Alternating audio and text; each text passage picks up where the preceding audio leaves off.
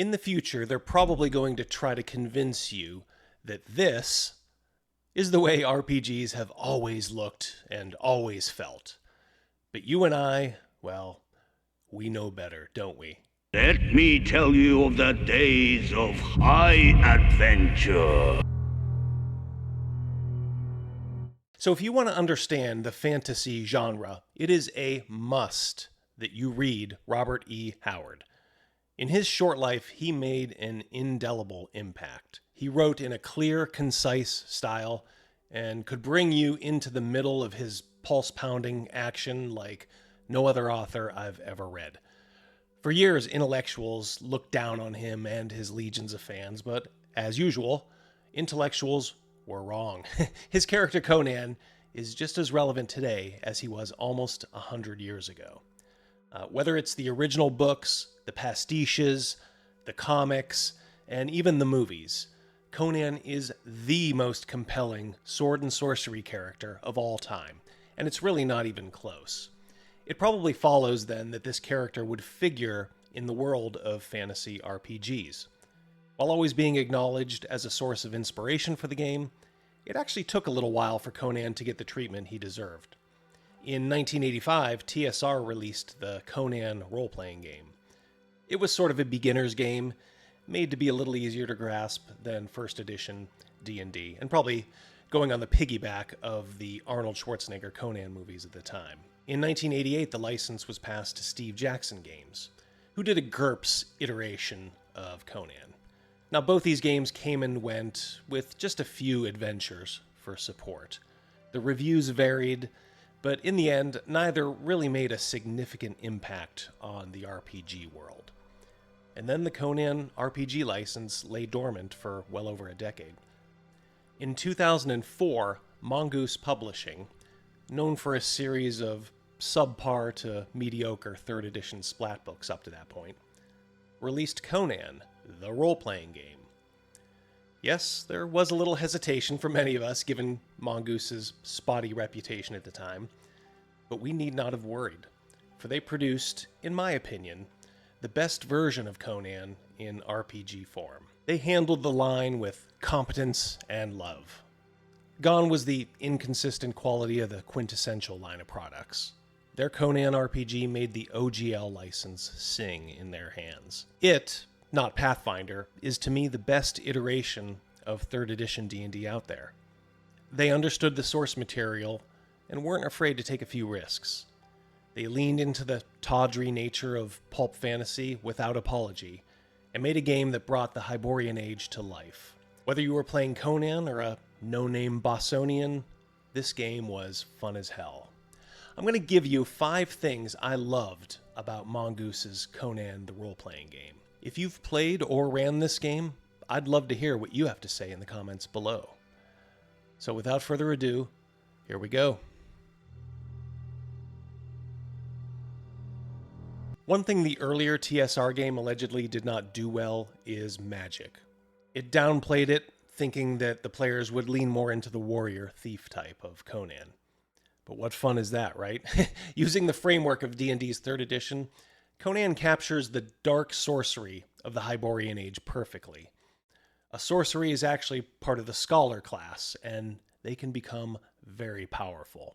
But you won't find any pointy hat mages summoning up a hero's feast or sparkly illusions for children in this game. Sorcerers in Conan are just as likely to slit your throat and rip your heart out.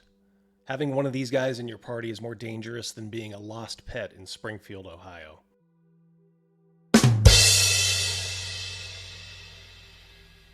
Now, the number of spells available is somewhat limited, especially compared to D&D and its many clones. But no, here, it's a very modest selection, but the ones you get are real doozies.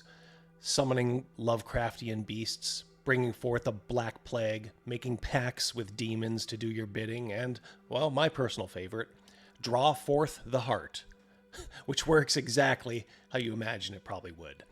This game uses a PowerPoint mechanic to cast these horrific incantations, and recovering the points can be a slow process. That is until you sacrifice a person or a creature with a coup de grace, which gives you a cornucopia of PowerPoints. I told you this game was the real deal. Conan requires some of these spells to succeed on a die 20 magic attack roll, a mechanic that I actually kind of always liked. And one thing I also really like is that the system incorporates a line by Conan into the rules. Sorcery thrives on success, not failure. Every round when a sorcerer slays a group of enemies, it has the potential to give him a bonus on his next attack roll. I simply love this magic system. It's a far cry from traditional D&D magic, which at times can feel a tad mechanical and rote. Sorcery is not only dangerous, but it engenders an environment where having a practitioner in your party should eventually entail secret plans on how to kill him off before you find yourself a witless sacrifice. Now, one thing I always was immediately taken with was the quality of Mongoose's Conan RPG. While the text is written in a standard font, the subtitles are in this very nice sort of Sumerian font.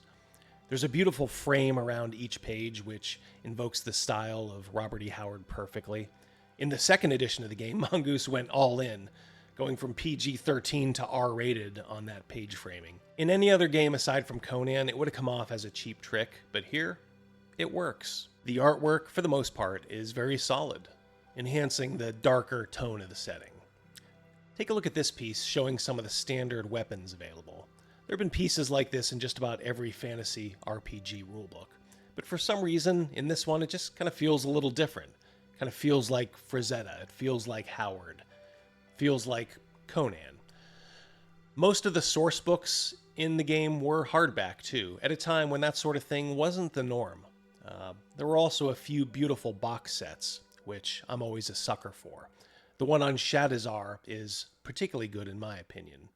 Has 3 books, including an adventure, a nice map, some tokens, and full-color NPC stat cards. Overall, this is a line that looks great on your bookshelf. The second edition of the game, published in 2007, was in black and white, probably signaling that the end was coming near for the line, and indeed in 2010 the license was dropped. But not before producing a line that captured the spirit of Howard's Hyborian age in all its beautiful glory. Now, combat in Conan is not simple, but I also wouldn't term it needlessly complex. It's like 3rd edition combat, or Pathfinder 1E if you will, but with a few twists that again do credit to the world of Conan. Each character, instead of a standard armor class, has a dodge bonus or a parry bonus, based on dexterity and strength respectively.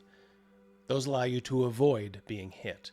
Armor in this game reduces damage, a mechanic that, quite frankly, has always made sense to me.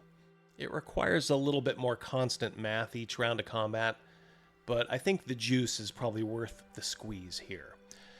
They also have some very cool maneuvers that you can try in combat, right out of any Conan story. A decapitating slash, a human shield, a leaping charge, and my personal favorite, the pantherish twist, just to name a few.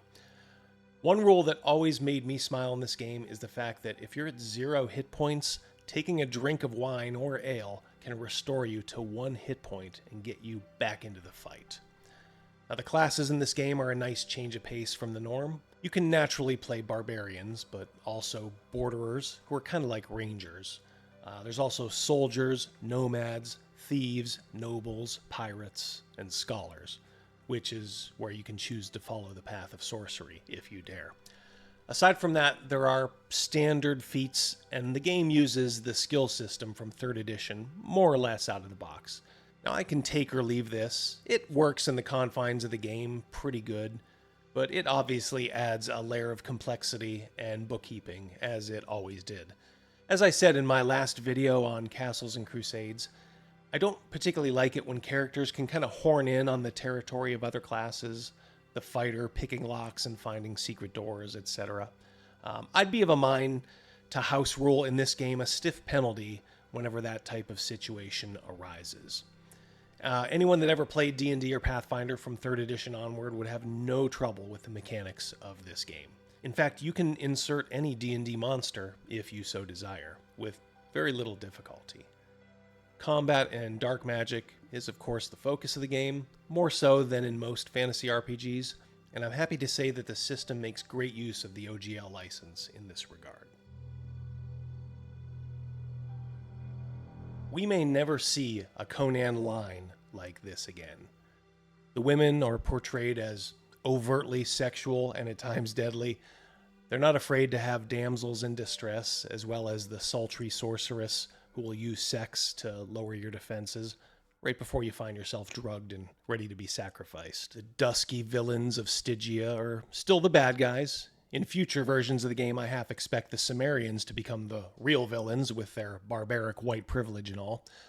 The game isn't afraid to set down on paper what was obvious from Howard's writing. Howard wrote his Hyborian world as an analog to our own, to make it more accessible to readers of the day. Aquilonia, where Conan eventually rules, is very much Western European. Vendia is India. Shem is the Middle East, and Kush is Africa. In this game, they're not afraid to show these lands as being tribal and warlike. The authors even say that the Black Kingdoms like Kush are based off of real-world tribes like the Zulus. The playable races in this game all feel distinct, each with their own bonuses, penalties, religions, and preferred classes. I think unfortunately, as time goes on, the license holder of this property may be more and more ashamed of these things. Yet there's nothing wrong in portraying not only Howard's world as he wrote it, but as it actually was in many regards. Robert E. Howard was a very learned man who did his research on other cultures. To try and whitewash history just to make it more palatable to a bunch of modern-day Ivy League sissies does a disservice to us all. This is Conan's world. Take it or leave it. It's a little too high tea. You can always enroll your characters in Strixhaven University. Now finally, Conan the Role-Playing Game by Mongoose was more or less, I consider, a complete line. It had just about everything you'd need to run a multi-generational campaign in the Hyborian Age. Every major region and country had its own sourcebook, from Aquilonia, the flower of civilization, to Dark Stygia, where horrible sorceries took place. If you wanted to enlist as a mercenary, then you could always pick up the free companies. I mentioned the box set detailing the wicked city of Shadowzar, but there was an equally impressive box set for the port of Messentia, the city of riches. You can see those behind me here.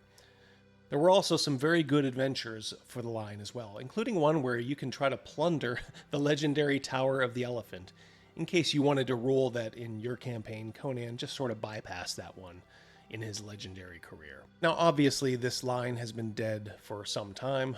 There's always eBay, of course, and PDFs if you want to take a closer look at this fantastic game, which is, for my money, the definitive version of Conan.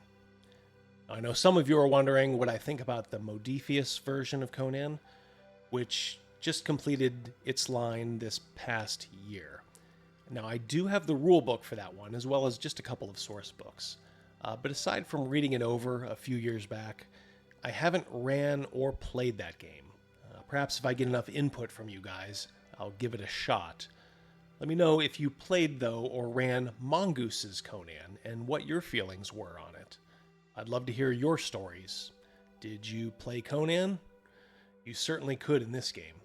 Or were you just a party of rapscallions trying to make your way in a dark and dangerous land? Well, that's all for now. I hope you guys enjoyed the video. Please remember to like and subscribe to the channel. Hit that notification bell, why not, huh?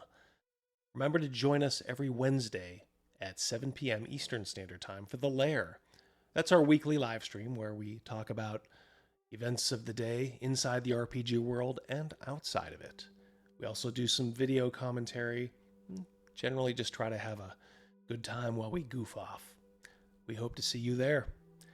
All right, well, that's all for now. I hope you guys have a great, great rest of your day, and I hope to see you again very, very soon. Goodbye.